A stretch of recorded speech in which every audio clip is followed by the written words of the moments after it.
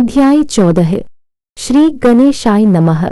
हे कौशल्या के पुत्र रामचंद्र, हे रघुकुल भूषण, करुणा के आलय सीताप्रिय, इस बालक पर दया करो। आपने ताड़का का उद्धार किया, शिलारूप अहल्या को सजीव किया है। दाशरथी, आपने भिलनी शबरी की मनोकामना को पूरा किया। भक्तों की रक्षा करने के लिए प्रभो, आपने राजसिंहासन का त्याग किया, केवल अपनी कृपा से बंदरों को बलवान बनाया।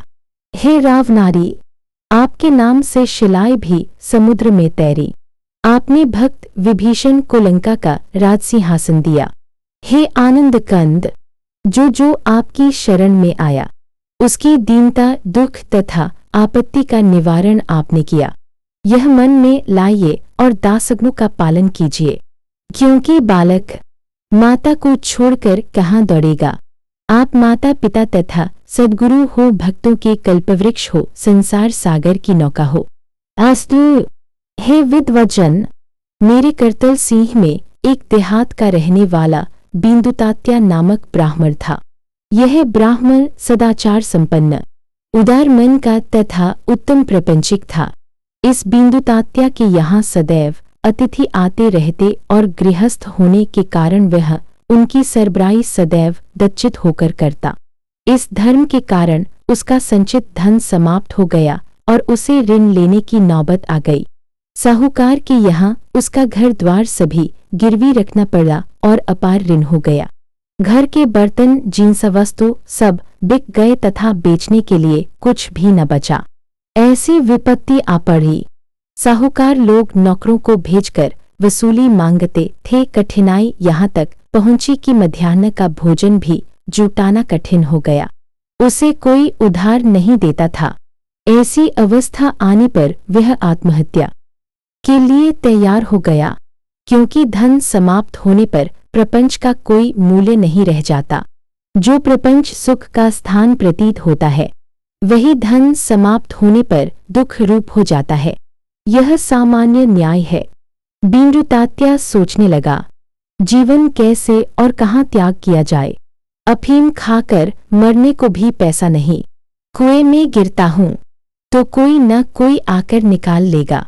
सोना तो जान जाएगी और न लाभ होगा। सब लोगों में अपकीर्ति होगी और आत्महत्या के अपराध में सरकार दंडित करेगी सो अलग। ऐसा विचार करके प्रपंच को अंतिम नमस्कार करके वह घर से चल पड़ा। हिमालय में जाकर आत्महत्या करने पर न तो अपकीर्ति होगी, न आत्महत्या का दोष लगेगा। अपनी पहचान छुपाने के लिए उसने एक लंगोट पहनकर शरीर पर भभूत लगा ली। श्रोतागण, संभावित को जन्निंदा का भय सदैव रहता है। संभावितस्य चाकीर्ति मरणतिरिच्यते, ऐसा गीता वचन है। अपने मन में वह सोचने लगा, हे चक्र धारण करने वाले भगवान विष्णु, मुझ पर ऐसी अनुकंपा क्यों की। हे अधोक्षज, मेरा आप पर पूर्ण विश्वास है। आप भिक्षुक को राजा कर सकते हैं, ऐसा मैंने पुराणों में सुना है। हे नारायण, मुझे लगता है कि यह व्यर्थ ही आपका चरित्र रंगाया है, क्योंकि मुझे तो यह असत्य प्रतीत प्राप्त हुई। हे श्री हरि, अब मैं जीवन देता हूँ, किंतु इस त्याग का पाप अपने मत लेना। ऐसा मन में विचार कर टिकट लेने रेलवे स्टेशन गया। वहां उसे एक ब्राह्मण मिला। उसने कहा, अभी हरिद्वार का टिकट मत लो, पहले संत दर्शन कर लो, फिर हरिद्वार जाना। बरार प्रांत में श्री गजानन महाराज हैं, उनके दर्शन के लिए तुम जाओ। आज तक भूमि पर संत दर्शन कभी व्यथी नहीं हुआ। त्रस्त होकर जल्दबाजी मत करो। जब ब्राह्मण ने ऐसा कहा तो वह बिंदुतात्या चौंधिया गया। सोचने लगा कि अचानक यह कौन मनुष्य मिला है। क्या इसने मुझे बिंदुतात्या करके पहचान लिया। इससे पूछा भी कैसे जाए। कुछ भी हो, शेगांव जाकर महाराज की चरण वंदना करूंगा, ऐसा निश्चय कर वह शेगांव पहुंचा। जब ब्राह्मण महाराज के दर्शन को गया तो हंसकर महाराज ने उससे पूछा, अरे बिंदुतात्या, हिमालय में जाकर क्यों प्राण देते हो। अरे आत्महत्या कभी नहीं करनी चाहिए। क्योंकि श्रुति कहती है अंधंतमः प्रविशन्ति, ये कि चात्मनोजना अर्थात आत्महत्या करने वाले घोर नरक में पड़ते हैं। अरे कभी हताश नहीं होना चाहिए और इष्ट सिद्धि के लिए कभी भी प्रयत्न नहीं छोड़ना चाहिए। अभी अगर प्रपंच से त्रस्त होकर आत्महत्या करेगा तो फिर ये संचित भोगने के लिए तुझे पुनर्जन्म लेना ही पड़ेगा। भोग भोगने से ही नष्ट होते हैं। गंगाजी में प्राण देने के लिए हिमालय में मत जा, शीघ्र अपने घर को लौट जा। टिकट लेते समय तुझे मिलने वाला ब्राह्मण कौन था, क्या उसे पहचाना? अब एक क्षण भर भी यहाँ मत ठहरो, शीघ्र घर लौट जा। तुम्हारे मल्ले में एक महिषासुर है, उसके पूर्व दिशा में बबूल के झाड़ के पास रात को दूसरे पहर भूमि खोदो। तुम अकेले यह सब करना। 3 इन गुजराती ही फ इन गुजराती ही हुट नीचे तुम्हें द्रव्य मिलेगा, उसे लेकर ऋण मुक्त हो जाओ। स्त्री पुत्रादिक का त्याग न करो, झूठा वैराग्य न धारण करो। ऐसा सुनकर वह ब्राह्मण बड़ आनंदित हुआ और शरीर की भभूत पहुँचकर अपने देहात आया। रात्रि के समय महाराज के कथनानुसार मल्ले में महिषासुर के पूर्व में बबूल के नीचे खोदने लगा है। श्रोतागण 3 इन गुजराती ही फ इन गुजराती ही हुट खोदने पर उसे एक तांबे का भांडा जिसका मुख बंद था प्राप्त हुआ। उस ताम्रपात्र में 400 स्वर्ण मुद्रा थी, जो लेकर जय जय सद्गुरु गजानन करके वह नृत्य करने लगा। उस द्रव्य से उसने सारा ऋण चुकता कर दिया। मल्ला गिरे पड़ा था, वह छुड़ा लिया। गजानन महाराज की कृपा से प्रपंच की अवस्था फिर से ठीक हो गई। दुख के दिन बीत गए। बाद में वह शेगांव आया और यहाँ बड़े प्रमाण में दान धर्म किया। गजानन महाराज के चरणों में अनन्य भाव से लीन हो गया। तब महाराज ने उसे कहा, अरे मुझे क्यों वंदन करता है? जिसने धन दिया उसको वंदन करो। अब आगे से संभाल कर रहो, सदैव खर्च करना चाहिए। सब लोग सुख की संगति होते हैं, दुख में केवल श्रीपति ही सहारा देते हैं, अन्य कोई नहीं। अतः उनका विस्मरण कभी नहीं होना चाहिए। यह उपदेश सुनकर तात्या बड़ा प्रसन्न हुआ। महाराज को वंदन करके आनंदित होता हुआ अपने गांव लौट आया। एक बार सोमवती अमावस्या का पर्व आया।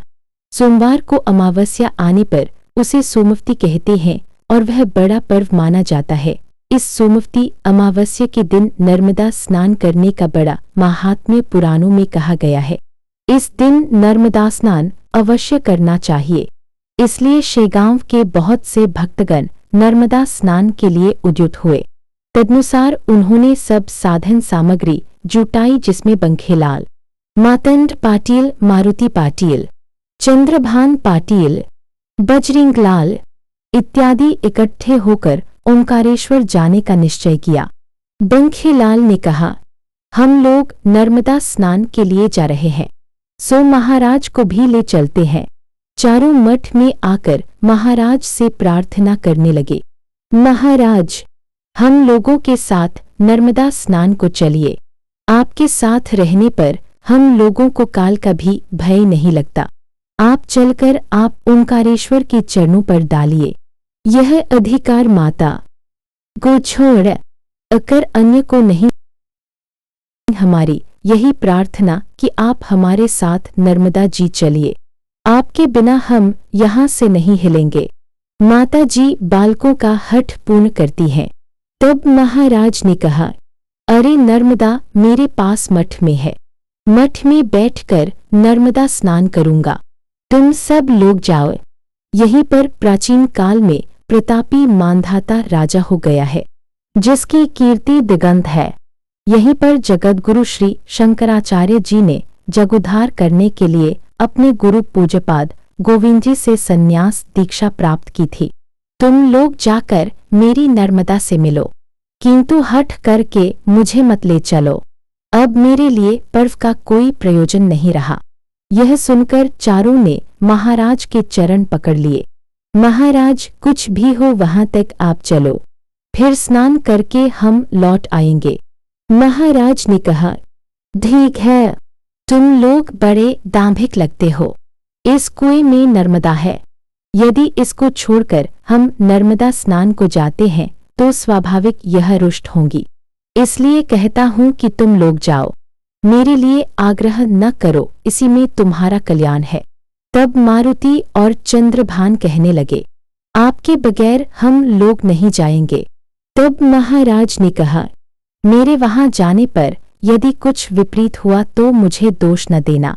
फिर भी उन्होंने आग्रह करके महाराज को साथ लेकर ओंकारेश्वर पहुंचे। वहां पर पर्व के लिए स्त्री पुरुषों की अपार भीड़ थी कि चिंटी को जाने की जगह नहीं थी। नर्मदा के सब घाट खचाखच भरे थे। हर मंदिर जाने को अपार भीड़ थी। कुछ लोग स्नान को उतरे, कुछ संकल्प सुनने लगे, कुछ बिल्व पत्र लेकर दर्शनार्थ मंदिर जाने लगे, कुछ बलि पेड़ा माला खाने लगे। जत्थे के जत्थे भजन में लगे थे। पर्व समाप्ति तक मंदिर में बड़ी भीड़ थी। किसी का शब्द किसी को न सुनाई देता था। अत्यंत रमणीय ऐसे उस ओंकारेश्वर में नर्मदा किनारे पद्मासन लगाकर महाराज बैठ गए। अभिषेक करने वालों की बड़ी भीड़ थी। चारों दर्शन करके आए और महाराज से बोले, महाराज, अब हम लोग सड़क से जाने का विचार छोड़कर जलमार्ग से ही भेड़ाघाट चलेंगे, क्योंकि बड़ी भीड़ है।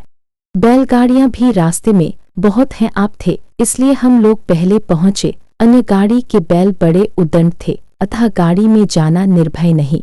इसलिए हम लोग नौका से ही शांतिपूर्वक स्थान जाएंगे। वह देखिए नौकाएं चल रही हैं। इस पर महाराज ने कहा, मुझे कुछ मत पूछो, मैं वचनबद्ध हूँ। तुम जैसे जाओगे, मुझे जहाँ बिठाओगे वहाँ बैठूंगा। उनके ऐसा कहने पर सब लोग महाराज के साथ नाव पर बैठकर भेड़ाघाट स्थान की ओर नदी में जाने लगे। नदी में बीच में नौका एक चट्टान से टकरा गई, जिससे एक तख्ते में छेद हो गया। उस छिद्र से नौका में पानी आने लगा। यह देखकर मल्लाह लोग नदी में छलांग लगा गए, किंतु महाराज निर्भीता से बैठे हुए गन गन गनात पोते ऐसा भजन अखंडित रूप से करते रहे।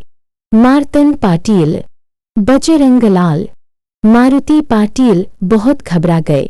उनकी छाती धड़कने लगी। चारों समर्थ से बोले, हे दयालु, हम लोग अपराधी हैं, आपका कहना नहीं माना, इसलिए नर्मदा जी हमको डुबाने के लिए काल रूप हो गईं। गुरुदेव, इससे आगे हम लोग आपकी वाणी वेद के समान प्रमाण मानकर चलेंगे। इस संकट से बचाकर हमें शेगाम दिखाइए। इतनी बात करते हुए नौका एक करवट चली गई और आधी डूब गई। किनारे के लोग नौका की अवस्था देखकर कहने लगे कि ये 5 व्यक्ति अवश्य डूबकर मर जाएंगे, क्योंकि नर्मदा में अथाह पानी है। तब गजानन महाराज ने कहा, घबराओ मत, नर्मदा तुम्हारे जीवन को धक्का नहीं लगाएंगी। ऐसा कहकर महाराज ने नर्मदा का स्तवन किया और चारों जने हाथ जोड़कर बैठे रहे। इन आई ही नर्मदे मंगले देवी रेवे, अशुभ नाशिनी क्षमस्वा प्राधन चैषा दया कुरु मनस्विनी, ऐसी स्तुति कर रहे थे।